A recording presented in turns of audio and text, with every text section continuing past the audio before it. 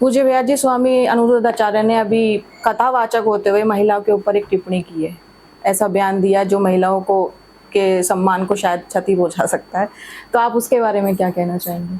देखिए, एक तो वो कुछ शब्द लगाते हैं कि कुछ, जी, तो वो सारे संसार की महिलाओं को नहीं कह रहे हैं, वो तो खुद माताओं को पूजने वाले हैं, उनको अपने यहाँ रखने वाले हैं। फिर ये जो विवाद हुआ है, ये तो पूरा राजनीतिक लगता है। पहले किसी राजनेता से बहस होना, राजनेता का उनको कुछ कुछ कहना, फिर उस विवाद में राजनेता की प्रेस्टीज का गिरना, ठीक है, सम्मान का गिरना, और फिर उनके द्वारा जो है या अन्य मीडिया के द्वारा फिर वो जो वीडियो 2 साल पुरानी है उसमें से कुछ अंश काट के उसको उद्धृत करना। पहली बात तो मैं तो एक बात मानता हूँ कि अगर आप कथावाचक है तो आपके मुख पे तो हमेशा भगवान की कथा ही होनी चाहिए, दूसरा कोई कार्य होना ही नहीं चाहिए। कथावाचक का लोगों के घर की समस्या सुलझाना कार्य नहीं है, कथावाचक का कथा बताना कार्य है, और उस कथा के माध्यम से लोग अपने आप उस कथा को सुन के लोग अपने आप अपने जीवन को व्यवहार में बदलें, या अपने व्यवहार को सुलभ बनाए, या अपने व्यवहार को अलौकिक बनाए देवताओं की तरह। तो कथा का मतलब तो ये है कि केवल आप ईश्वर की कथा करने वाले हों। कथा का मतलब ये नहीं है कि आप मेरी तरह, जैसे मान लिया मैं गृहस्थ हूँ, हम दोनों ही काम करते हैं। कथा का मतलब ये नहीं है कि आप गृहस्थों की तरह बात करें, और आप कथावाचक हैं, आपको लोग जो है वो इतना सम्मान देते हैं, आपके इतने सारे फॉलोवर्स हैं, तो देखिए सभा में सोच के बोलना जी, ये कथावाचक का काम है, और उस सभा को आकर्षित करना जी, ऐसे उनके त्रिपुंड से, उनके भाल से, उनके चेहरे की चमक से, उनके चेहरे के तेज से लगना चाहिए कि ये व्यास है, ये कथा व्यास है, ये कथा को कहने वाले हैं।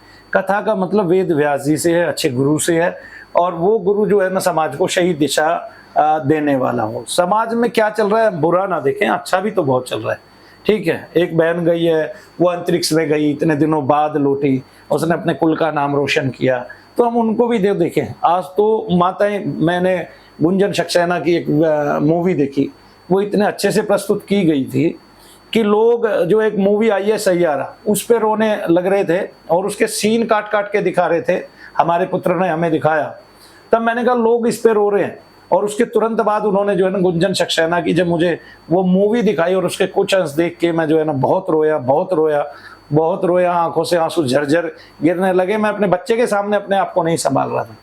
तो हम सैयारा देखें, इससे अच्छा गुंजन सक्सेना की वो सक्सेस स्टोरी देखें जिससे हमें प्रेरणा मिले। लेकिन मैं ये नहीं चाहता कि इसका एवज ये हो कि प्रेम का स्तर गिर जाए, क्योंकि प्रेम का स्तर तो हमेशा समाज में ऊंचा था, लेकिन वो सात्विक हो, वो असात्विक नहीं हो, उसमें काम की जो प्रेरणा है वो नगण्य हो, और वो एक दूसरे के प्रति समर्पण की भावना से किया गया प्रेम हो।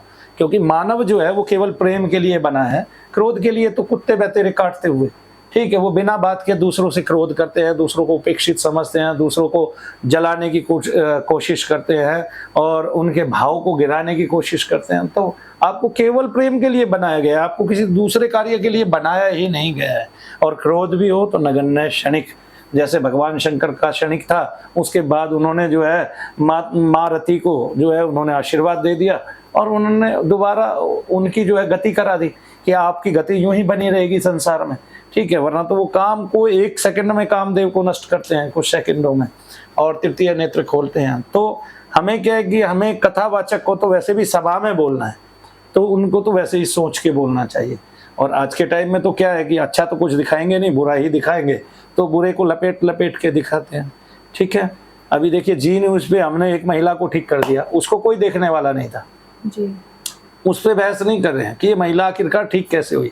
डॉक्टर ये नहीं पूछ रहा है, डॉक्टर ये कह रहा है उस महिला को कि जब तक आप में दिखाने की क्षमता है तब तक आप डॉक्टर को दिखाइए, इसके अलावा कहीं मत जाइए। अगर वही महिला मेरे को दिखा के ठीक हो गई तो वो अनपढ़, ठीक है, और वो डॉक्टर को दिखा रही थी तो वो पढ़ी लिखी थी जी, उसके पुत्र जो है वहाँ काम कर रहे हैं जी न्यूज़ में। उसके बाद उस महिला को लेके नहीं आया गया जब उसको लाभ हुए, तो ठीक है, वो महिला वहाँ पे ठीक हुई, और उसको बताया गया कि आपको टेंशन से दर्द होता है, वहीं डॉक्टर कह रहे हैं, और वो कहते हैं कि टेंशन से घुटने में दर्द होता है, आप लिख के दे दो, ठीक है। और हम ये कह रहे हैं कि एक को हमने ठीक कर दिया, बाकी 2 को आप कर देना।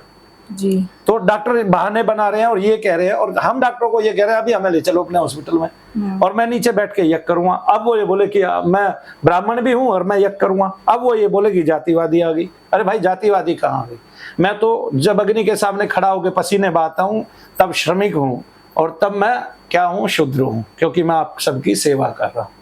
ठीक है, वही मनु भैया जब अपने पुत्र के लिए 2 रोटी उपजाते हैं तब वो वैश्य हैं। ठीक है, और जब वो क्या कहते हैं दहाड़ मारकर शैतानों का नाश करते हैं तब वो क्षत्रिय हैं। और जब वो आपसे बैठ के भगवान की बात करते हैं, ध्यान साधना समाधि की बात करते हैं, तब वो ब्राह्मण है। आज मेरे घर में जो एसटी वर्ग की लड़की है वो मेरे लिए खाना बनाती है, मैं सवेरे उसके हाथ की रोटियां खा के आता हूँ। अगर भेद होता तो यहीं से होता, शुरू से होता, घर से होता। तो भेद तो है नहीं। आप यहाँ आए, मैंने आज तक आपसे यही नहीं पूछा आप कौन सी जाति से आते हैं, कौन से परिवार से आते हैं। आप तो मेरे परिवार के हैं, दूसरे परिवार के हैं ही नहीं। तो आप यहाँ से समझ सकते हैं कि मनु भैया के पास क्या रियासत है, क्या दौलत है। मनु भैया तो वैसे ही उसके भक्त हैं जो बिल्कुल काले हैं, जिनको संसार पहले जो है डामाडोल करता था। और शायद मदन दाती महाराज ने जो है एक अलग जगाई और शनिदेव महाराज के स्वरूप को उन्होंने उजागर किया। इसी प्रकार से हम कुछ श्रेय देते हैं। ठीक है, जिस प्रकार से बाबा रामदेव जी ने कैसे भी हो एक स्तर पे उन्होंने दुनिया को योग के बारे में बताया। उस योग को जहां दुनिया भूल गई थी वापिस महर्षि पतंजलि के नाम से उठा दिया, और पतंजलि योग पीठ की स्थापना की जो आज संसार भर में योग सिखाता है। और इतना बड़ा एक क्या कहते हैं भारतीयों के लिए इतना बड़ा एक मंच प्रस्तुत किया जिससे हम योग के बारे में आज बता पाते हैं। उल्टा पूरे संसार भर में एक दिवस योग दिवस के नाम से मनने लगा है जो पहले कभी नहीं हुआ जी। तो ये भारतीय परंपरा जो है वो विशद होती जा रही है, विशाल होती जा रही है, और उसका भार हम सबके कंधों पे है। तो वहीं रामदेव जी के भी कंधों पे है, निरुद्धाचार्य के भी कंधों पे है, और जितने कथावाचक है उनके कंधों पे है, संत महात्माओं के कंधों पे है, हम सबके कंधों पे है, आपके कंधों पे है, आपके कंधों पे है। तो वो भार हमें झेलना है। अब ये अच्छा बुरा चलता रहता है। पाप होगा पुण्य भी होगा, पुण्य नहीं होगा पाप ही पाप रहेगा, ऐसा हो नहीं सकता। क्योंकि भगवान स्वयं कहते हैं कि यदा यदा ही धर्मस्य ग्लानिर्भवति भारत अभ्युत्थानम अभिधर्मस्य तदात्मानं सृजाम्यहम्। जब जब इस पृथ्वी पर भार बढ़ता है, पाप बढ़ता है, तब तब अर्जुन मैं उस पाप का नाश करने के लिए जन्म लेता। लेकिन पूर्ण नाश कब करते हैं? कभी करते ही नहीं। तो फिर पाप कैसे बाकी रह जाता है? जब धरा पर जब ईश्वर खुद आते हैं उसको मिटाने, तो पूरा नहीं करते ना, तभी तो रह जाता है। भगवान भी नहीं चाहते कि पाप पूर्ण रूप से खत्म हो जाए और पापी ना रहे। भगवान स्वयं चाहते हैं पापी रहे, क्योंकि अगर वो ना चाहते, उनकी इच्छा हो जाती, तो फिर पापी इस धरा पर रह ही नहीं सकता, पाप इस धरा पर रह नहीं सकता, दुख इस धरा पर रह नहीं सकता। लेकिन सुख की महत्ता दुख से पता चलती है, पाप की महत्ता, पुण्य की महत्ता पाप से पता चलती है। इस तरह से सबकी महत्ता को बढ़ाने के लिए ईश्वर काम करता है। ठीक है, एक स्त्री ऐसी भी होगी जो अपने पति को देवता की तरह पूजेगी। तो एक ने ऐसा काम कर दिया, हम एक उदाहरण से सारी दुनिया को बदनाम नहीं कर सकते। सारी माताएं बहनें हमारी नज़र में जो है वो अलौकिक है, दिव्य हैं। ठीक है, जैसे लोग कबीरदास जी को परमेश्वर मानते हैं, मैं नहीं मानता। क्यों नहीं मानता? उसके पीछे का एक कारण है। कबीरदास जी ने दोहा लिखा, शुक्ति लिखी, नारी की झाई परत अंधा होत भुजंग, कबीरा तिनकी क्या गति जो नित नारी के संग। तो ईश्वर ने कभी अपनी नारी का अपमान किया ही नहीं। ना लक्ष्मी के लिए ऐसा लिखा गया, ना पार्वती के लिए ऐसा लिखा गया, ना सरस्वती के लिए ऐसा लिखा गया। जब कहीं किसी भी ग्रंथ में ईश्वर के मुख से ऐसी महिमा नहीं लिखी गई, और कबीरदास जी ने लिखी, वो अपनी पत्नी से ही तो आहत थे। ये बात ग्रंथों में भी लिखी, ये बात हमारे क्या कहते हैं चौथी पांचवी से लगा के और 12वीं तक का जो विशद वो था कि वो पत्नी से दुखी थे, पत्नी कष्ट देने वाली थी, कलह करने वाली थी, वो विशद रूप में व्याख्या आई है, हमारे पढ़ने में आई, बकायदा किताबों में लिखी थी। तो वो उन्होंने उनके मुख से जाहिर भी हुई है। ठीक है, तो अब सबकी पत्नियां कलह करेगी, हमारी तो नहीं करती, उनकी करती है। अनिरुद्धाचार्य की तो नहीं करती, उनकी करती है। देखिए, और जो बाकी रही बात अनिरुद्धाचार्य जी की, कोई मनु महाराज को गलत कहता है तो वो मनु महाराज के उसमें तो ठीक नहीं था ना, वो उस समय में उत्पन्न तो नहीं हुआ। किस समय कैसी परिस्थितियां होंगी उसमें क्या लिखा जाएगा। हमने ये नहीं कहा कि आप सारी बातें फॉलो करो, आपको जो आज के युग में काम की बातें लगती है वो कीजिए। जैसे आज जो है 14 वर्ष की लड़कियों की शादी नहीं की जा सकती, क्योंकि समय के अनुरूप उसको प्रारूप को बनाया जाता है, वैसे ही कानून बनते हैं। अब ट्रैफिक ज्यादा हो गया, चीजें ज्यादा हो गई, वाहन ज्यादा हो गया, तो वैसे कानून बना दिया हमने।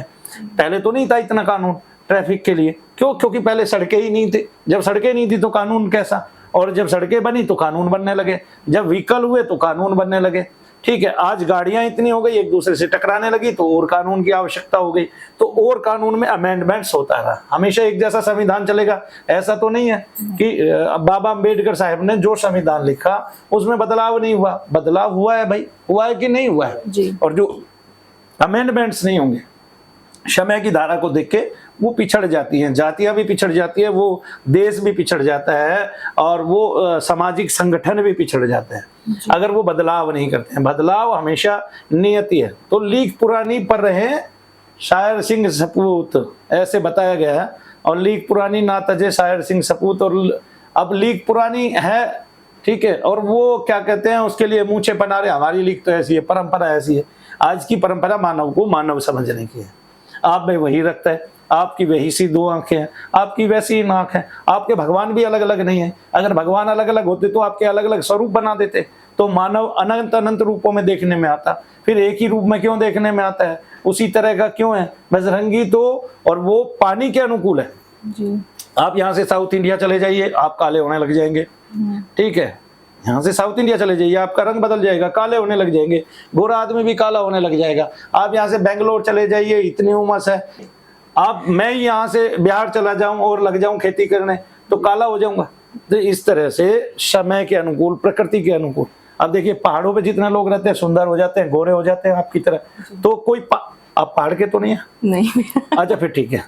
तो पहाड़ी लोग जो है सुंदर होते हैं, गोरे होते हैं। अब नेपाल में गौरवर्ण होते हैं सभी, तकरीबन काले लोग ना के बराबर होते हैं। तो ये तो समय स्थान का बड़ा प्रभाव है।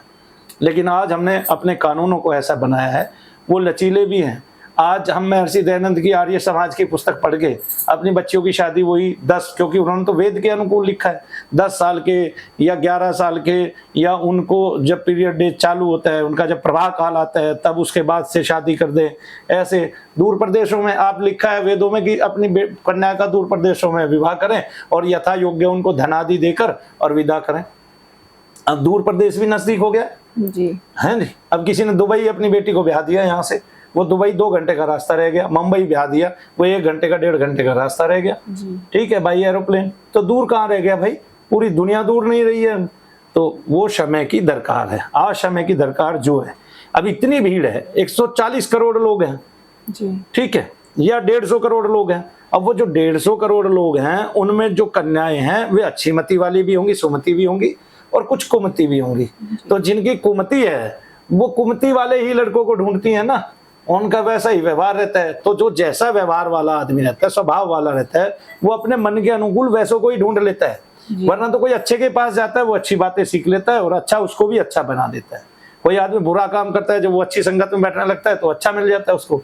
कोई आदमी बुरों में बैठने लगता है तो अच्छी संगत वाला भी एक दिन बुरा काम कर डालता है और फिर उसको उसके पछतावा होता है, फिर वो उससे बाहर निकलता है, फिर वो देखता है ये मेरे से क्या गलती होगी।